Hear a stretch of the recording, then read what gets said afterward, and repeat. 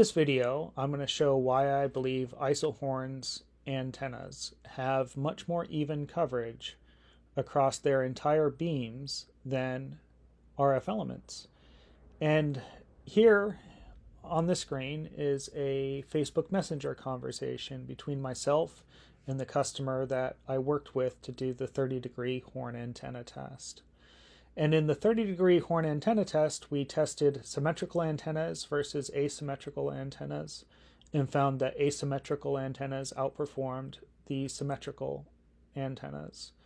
And we also found that Isohorn's wideband 6 gigahertz asymmetrical horn antenna outperformed the RF Elements 5 gigahertz narrowband asymmetrical 30-degree horn antenna in the native frequency of the narrowband antenna, namely 5 gigahertz.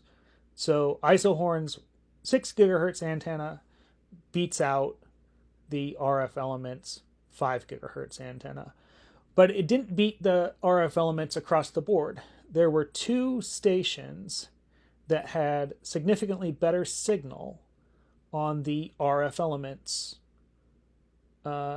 antenna. And so here I say, hey, what gives with the two stations that mostly did better on the RF Elements horn antenna? And then I sent a link to the results. And so it was these two stations here that are highlighted, PowerBeam AC5, 5 ACs, and their link potentials here. This is the Isohorn's results. So RF Elements was 9.5% better, and RF Elements here was 16% better on the link potential.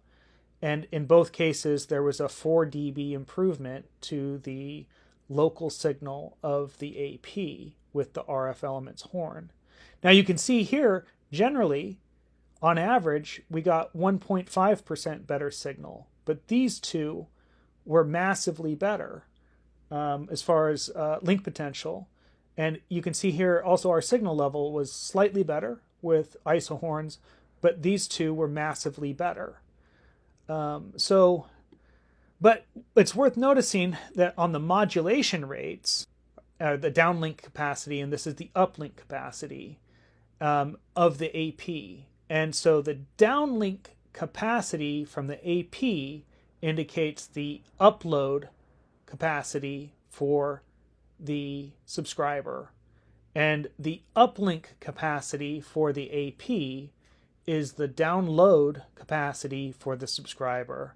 So when it comes to download speeds for the subscriber, Isohorns outperformed RF Elements across the board. And on average, we got 33 megabits per second more download capacity on Isohorns than we did on RF Elements. And we got improved uplink or upload capacity as well on average, but a few of these really kind of pushed the averages around. So these two right here did better on RF Elements. So my question to the customer was, why is that? And so I said it was these two with these MAC addresses. And I'm curious if they are inside or outside the edges of the 30-degree beam width. And I told him if you go to UISP, you can see the map that'll show you the location of the connected stations. And he says, next time I'm at my computer, I'll take a look. Could you send me a screenshot of the map of UISP so I can see the geographical spread of the CPE? So I wanted to see what this looks like. And he sent me this screenshot. And I said, do you have a protractor? Because I wanted to see if this is 30 degrees or not. And so he overlaid the protractor here on the image. And then I did the same. I overlaid the protractor and then I used some red lines to show the edges.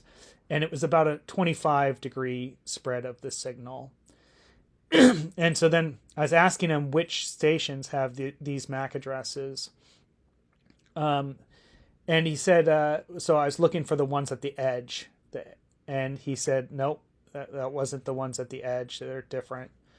Then I asked him, where are these two? The two with the higher signal on RF elements. These two are the two that did way worse on isohorns as far as link potential and local signal. Total mystery. And he says they're both dead center. So I said, here's the spreadsheet with the results with the color-coded differences. So that's this right here. And I'll put a link to this here in the video. So would it be reasonable to say that RF elements doesn't spread the signal as evenly? And the customer says, yeah, I think that's a fair assumption. And then I ask him, what frequency is that AP operating on? And is it a 40 megahertz channel width? And he says was operating or is operating at 5310 with a 40 megahertz channel width. Are the two CPE LM and CN in this screenshot? LM and CN, it's these two right here that did better. And this one right here, I think, might have done slightly better with signal. It may have been 1 dB better with signal on RF elements, but everything else was better for isohorns with that one. But it's these two right here in the dead center of the beam that I was interested in finding out more information about. And he says yes, so is those two. Are they properly aligned with unobstructed lines of sight? I would expect much better signal given the equipment and the distances. And he says he's not sure if they're properly aligned on the customer side, but I am certain they have clear line of sight. It seems strange that they both have bad link potentials. Did the tower site change? It may have.